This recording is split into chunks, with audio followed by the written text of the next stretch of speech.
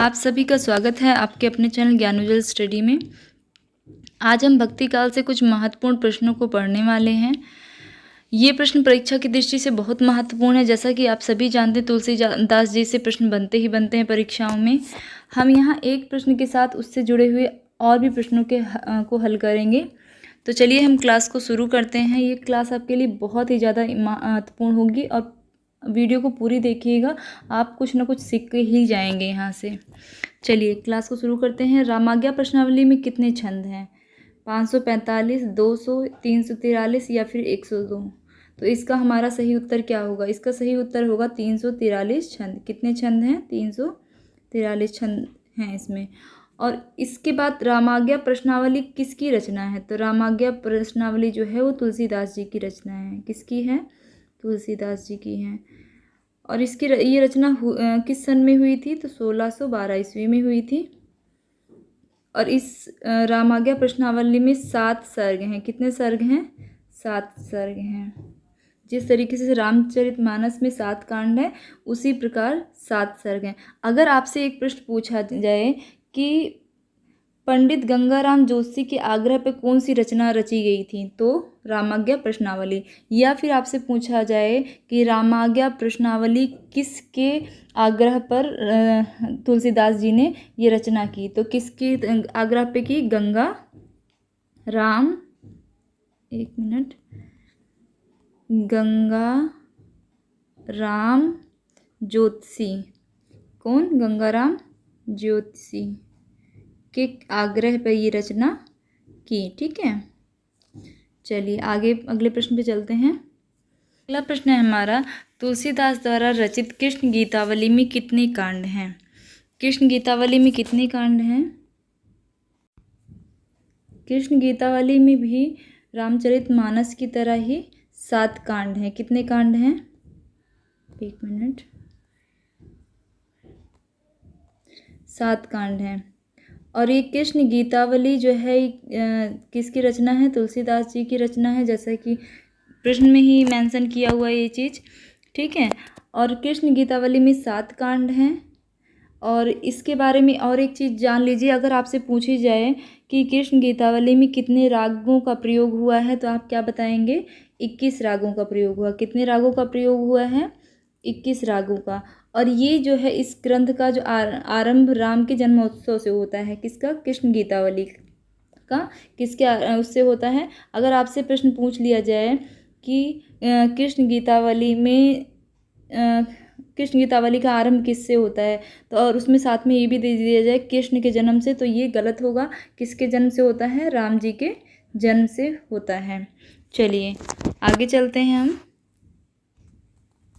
अगला प्रश्न है हमारा, विनय पत्रिका भक्तों के कंधों का हार है, यह कथन किसका है?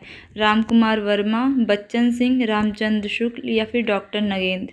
विनय पत्रिका भक्तों के कंधों का हार है, यह जो प्रश्न है इसका जो सही उत्तर होगा वो क्या होगा? रामचंद्र शुक्ल। यह कथन किसके द्वारा कहा गया है? रामचंद्र शुक्ल के द्वारा। आगे चलते हैं। अगला प्रश्न है, कृष्ण गीतावली में कितने छंद हैं? 32, 50, 82, 61? बताइए कितने छंद हैं कृष्ण गीतावली में? तो कृष्ण गीतावली में छंदों की जो संख्या है वो कितनी है? 61। कितने छंद हैं? 61 छंद हैं। इसका सही उत्तर होगा 61। एक मिनट, इसका सही उत्तर होगा 61। कृष्ण गीतावली के बारे में और कुछ बातें जान लेते हैं। ये जो रचना है कृष्ण गीतावली, ये है किसकी रचना है? ये तुलसीदास जी की रचना है। बच्चे कई बार कंफ्यूज हो जाते हैं तुलसीदास कि कृष्ण का नाम आते ही सूरदास का नाम लिख देते हैं आंसर में, तो ये गलत होगा। कृष्ण गीतावली किसकी है? तुलसीदास की है। इसीलिए ये प्रश्न बहुत पूछा भी जाता है परीक्षाओं में। और ये क्या, इसके बारे में और क्या है? ये जो है राम गीतावली जो है, ये जो कृष्ण गीतावली है जो राम गीतावली की समकालीन रचना मानी जाती है।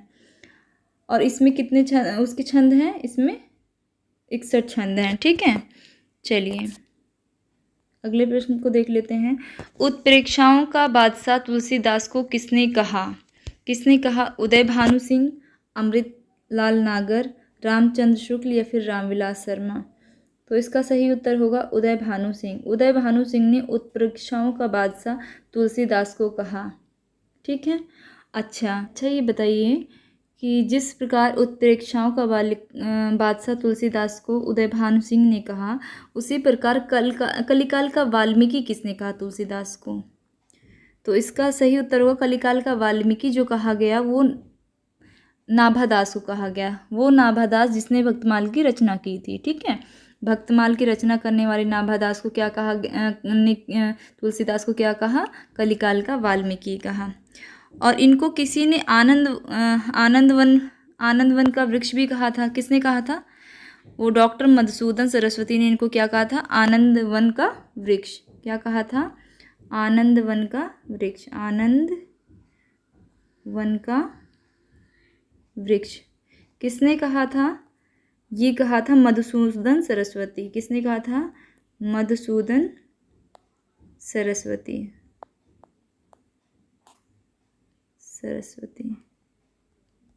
ठीक है। चलिए आगे चलते हैं। कबीर की भाषा संतों की भाषा है, किसने कहा? रामकुमार वर्मा, बच्चन सिंह, रामचंद्र शुक्ल, डॉक्टर नगेंद्र। कबीर की भाषा को संतों की भाषा किसने कहा? तो इसका सही उत्तर होगा, किसने कहा कबीर की भाषा को संतों की भाषा? तो इसका सही उत्तर होगा बच्चन सिंह ने। किसने कहा? बच्चन सिंह ने कहा। ये उत्तर सही होगा। अच्छा, कबीर की भाषा को साधुकड़ी भाषा किसने कहा? कबीर की भाषा को साधुकड़ी भाषा किसने कहा? तो साधुकड़ी भाषा जो कहा गया वो किसके द्वारा कहा गया? रामचंद्र शुक्ल के द्वारा। ठीक है। और पंचमेल खिचड़ी किसने कहा? तो पंचमेल खिचड़ी जो कहा वो श्याम सुंदर दास ने कहा। किसकी भाषा को? कबीरदास जी की भाषा को। चलिए अगले प्रश्न पे चलते हैं। अगला प्रश्न है, रामाज्ञा प्रश्नावली की भाषा कैसी है? ब्रज मिश्रित अवधी है, या फिर अवधी है, या फिर ब्रज है, फिर संस्कृत है? कैसी भाषा है बताइए। तो इसका सही उत्तर होगा ब्रज मिश्रित अवधी। क्या होगा इसका सही उत्तर? ब्रज मिश्रित अवधी। इसके बारे में एक चीज़ और जान लीजिए, रामाज्ञा प्रश्नावली जो है इसमें बाल कांड का प्रयोग दो जगह बाल कांड का को स्थान दिया गया है। कहाँ कहाँ? प्रथम और चतुर्थ सर्ग में। किसमें? प्रथम सर्ग में और चतुर्थ सर्ग में। किसमें? चतुर्थ सर्ग। इन दोनों सर्ग में क्या किसको स्थान दिया गया है? बालकांड को स्थान दिया गया है। ये इसकी खास बात है। किसकी? रामाज्ञा प्रश्नावली की। ये प्रश्न बन सकता है कि किस रचना में दो स्थान पर बालकांड को दो जगह स्थान दिया गया? तो किसमें दिया गया है? रामाज्ञा प्रश्नावली। प्रश्न ये भी पूछा जा सकता है कि कौन कौन से सर्ग में बालकांड को स्थान दिया गया है रामाज्ञा प्रश्नावली में? तो आप क्या कहेंगे? प्रथम सर्ग और चतुर्थ सर्ग में। किसमें? प्रथम सर्ग और चतुर्थ सर्ग में। चलिए आगे चलते हैं। अगला प्रश्न है, निर्भय ऐसी बावरी कह गई सगर पाताल, आपन कह भीतर रही जूती खात कपाल। यह पंक्ति किसकी है? कबीरदास, मलूकदास, बिहारी दास, या फिर रहीमदास? तो ये पंक्ति किसकी है? ये पंक्ति है रहीमदास जी की। ऐसा ही तो होता है, हम मुंह से कुछ भी बोल देते हैं लेकिन मार किसको खानी पड़ती है? सर को खानी पड़ती है ना। वही चीज़ इसमें बताया गया है। चलिए, रामचरितमानस में कितने प्रकार के छंदों का प्रयोग किया गया है? 19, 25, 15 या 18? कितने प्रकार के छंदों का रामचरितमानस में प्रयोग किया गया है? तो इसका सही उत्तर होगा 18 प्रकार के छंदों का प्रयोग किया गया। कितने प्रकार के छंदों का प्रयोग किया गया है? 18। और ये रचना कब रची गई थी? रामचरितमानस बहुत ही ज़्यादा इम्पोर्टेंट है, तुलसीदास जी की रचना, आप सभी जानते हैं, और ये परीक्षाओं में इनसे प्रश्न भी बहुत बनते हैं। तो रामचरितमानस की सबसे पहले भाषा देख लेते हैं, क्या थी? अवधी भाषा थी। और ये रचना कब हुई थी? ये रचना हुई थी 1631 विक्रमी संवत। ठीक है, 1631 विक्रमी संवत। अगर इसी को सन में देखा जाए ईस्वी में, तो 1574 ईस्वी। ठीक है, उसके बाद ये रचना होने में कितना समय लगा था इस रचना में? तो 2 वर्ष 7 माह का समय इसमें लगा था। 2 वर्ष 7 माह का समय इस रचना को करने में लगा था तुलसीदास जी को। और इसकी भाषा जो थी वो कितनी क्या है, इसकी भाषा जो है वो है अवधी। क्या भाषा है? अवधी भाषा। एक मिनट, अवधी भाषा है, ठीक है। और इसमें कितने कांड हैं? इसमें 7 कांड हैं।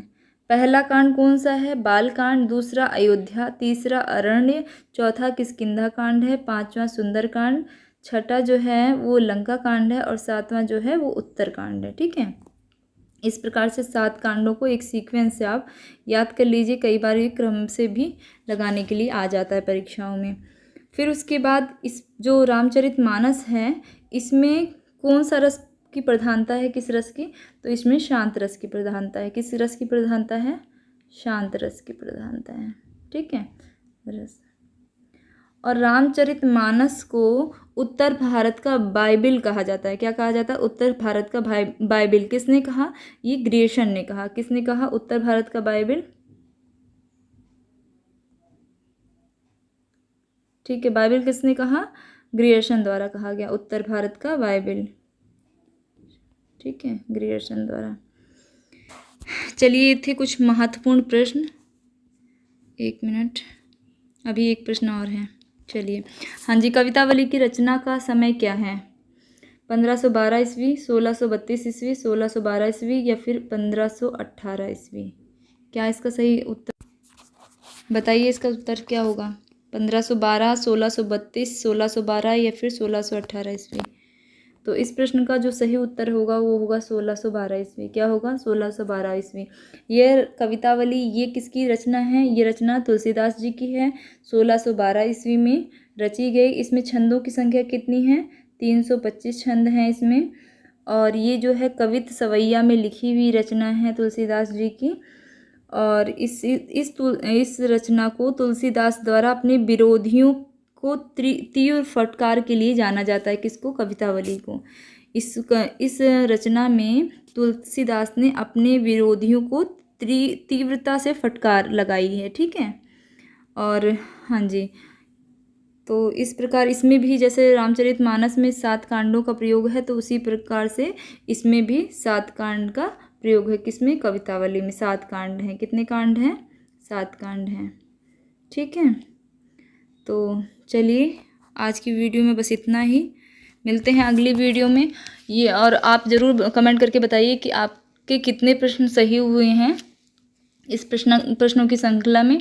और अगर आपको वीडियो अच्छी लगी हो तो वीडियो को लाइक कर दें, अपने दोस्तों के साथ शेयर कर दें, बेल आइकन दबा दीजिए। और चैनल पर अगर पहली बार आए तो चैनल को सब्सक्राइब जरूर कर दीजिएगा। धन्यवाद।